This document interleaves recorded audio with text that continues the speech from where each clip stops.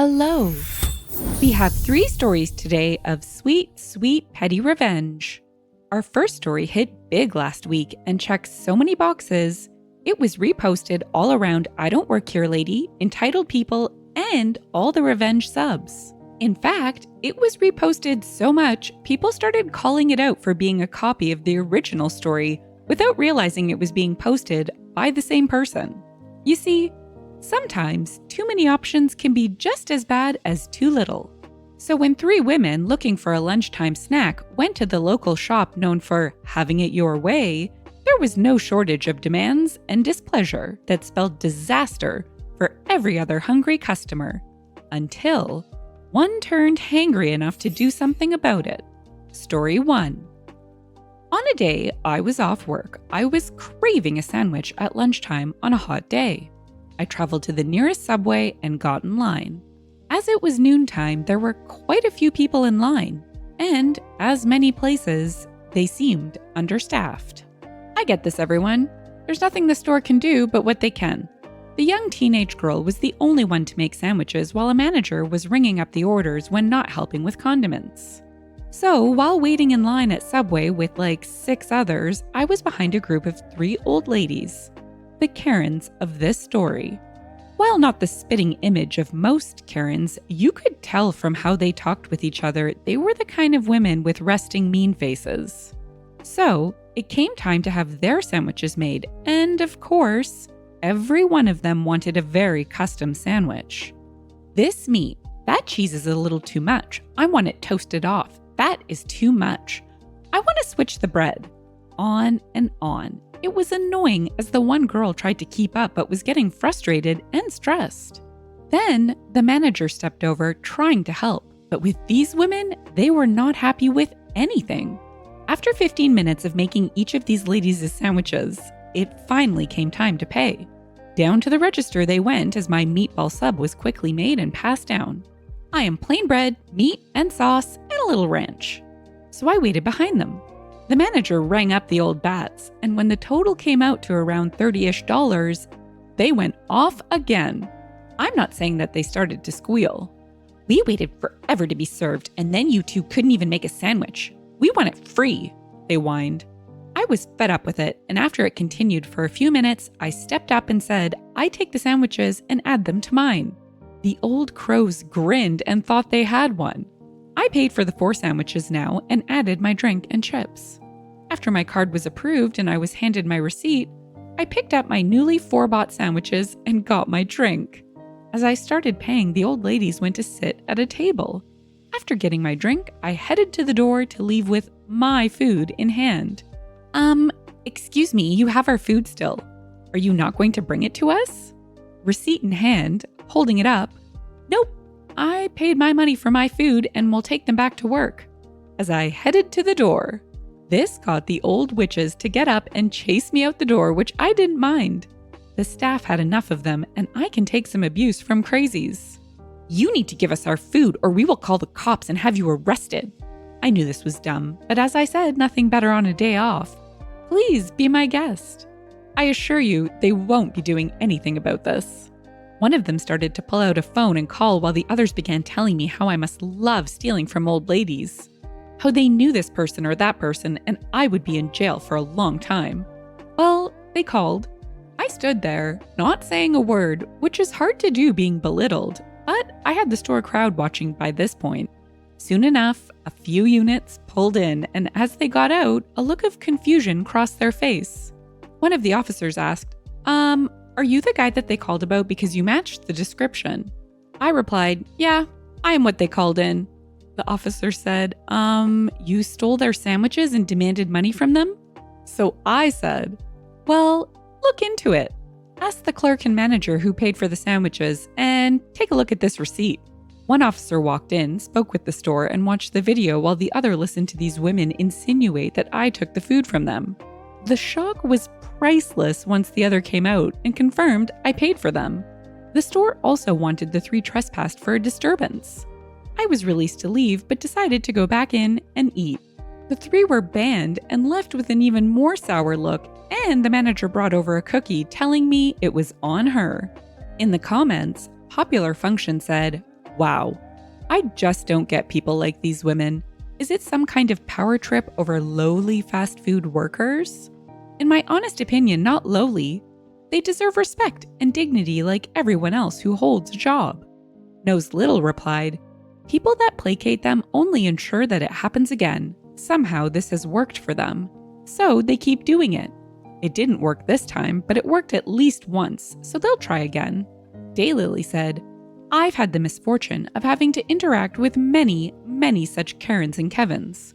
Believe me, they come in every possible description, every walk of life, everything from old white females to young black males. Often, they're trying to get freebies, but all of them get off on ruining someone else's day. They're bullies, and bullies love their bullying. Oh my gosh, what a nightmare for someone that works at Subway. I want that instead. Actually, I don't want mustard. Can you wipe it off? Oh, I still see it on the bread. These people. What a move by OP though, offering to pay for the sandwiches. This is a classic up high, to the side, down low. You're too slow. Okay, maybe not the best comparison, but I can't help but picture the frustration on these women's faces. And fully deserved, I might add. Our second story has a little old granny who bakes up some revenge pie when some equine enthusiasts think they can take advantage of a widow. However, these hoofheads forgot to read their Grimm's fables because they missed just what sharp teeth this little old lady had, who showed them just what wolf was hiding under her clothes. Story 2. My granddad used to own a piece of land next to a horse racetrack. Their land almost surrounded my granddad's except for him having access to a heavily trafficked public road. The racetrack was laid out in such a way that their exercise track was placed north of my granddad's land, while the main track with the stadium was placed to the south. Way back when the racetrack was built, they had asked my granddad if they could transport their horses across his land.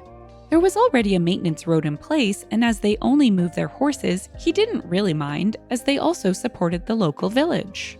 As a small thank you for this, they allowed him and his guests to watch the races for free.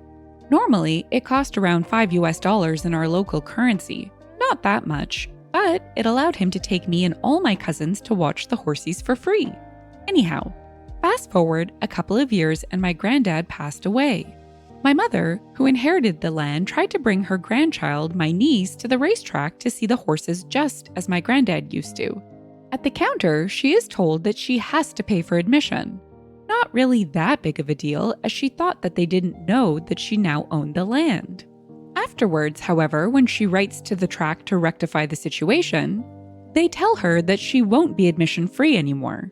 It was a one-time deal that they had struck with my granddad. That now was off. Enter the PettyRevenge.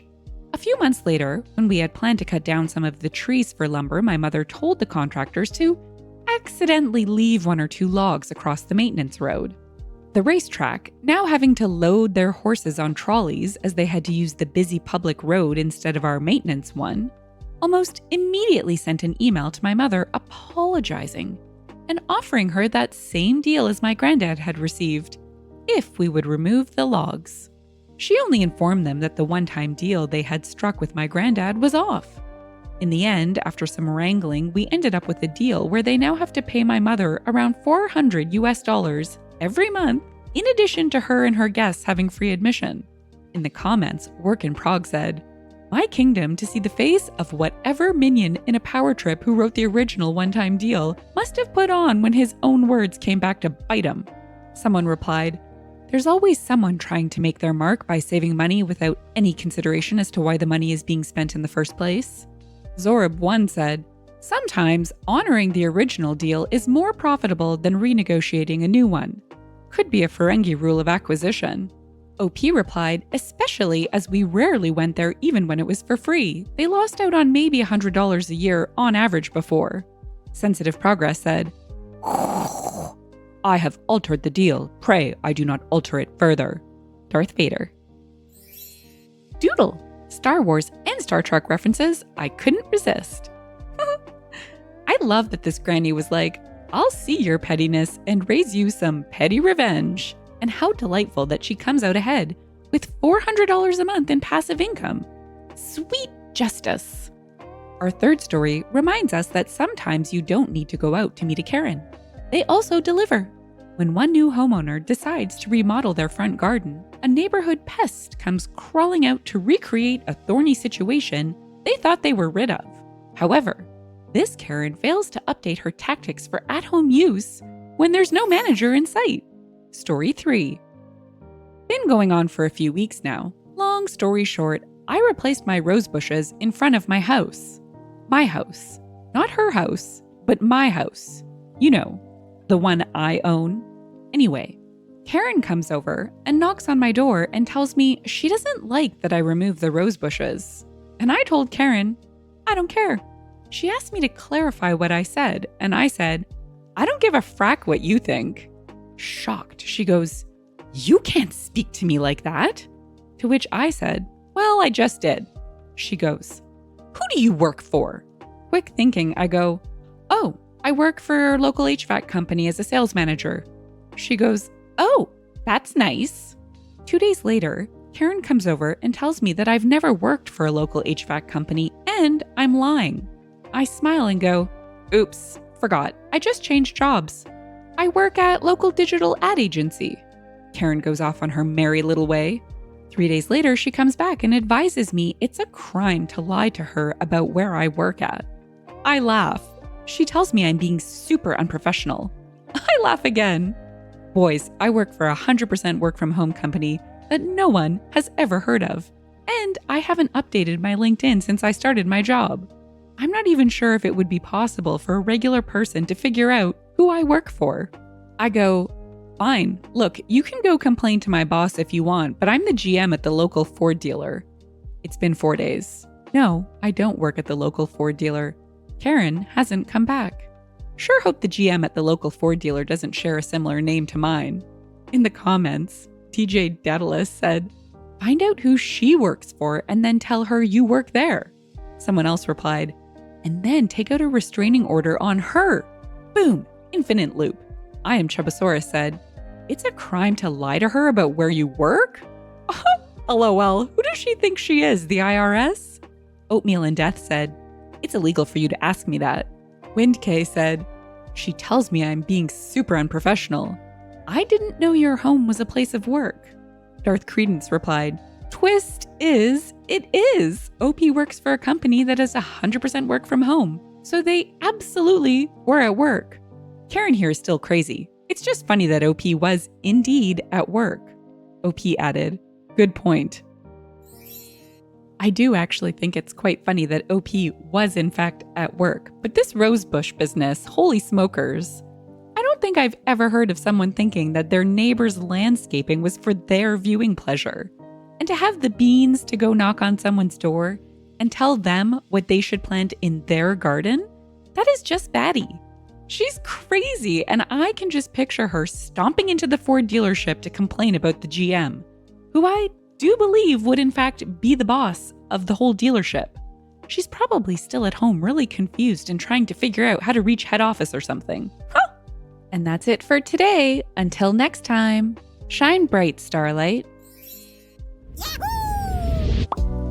If you've enjoyed the story and would like to hear more, consider liking, subscribing, and leaving a comment. Thanks, and bye for now.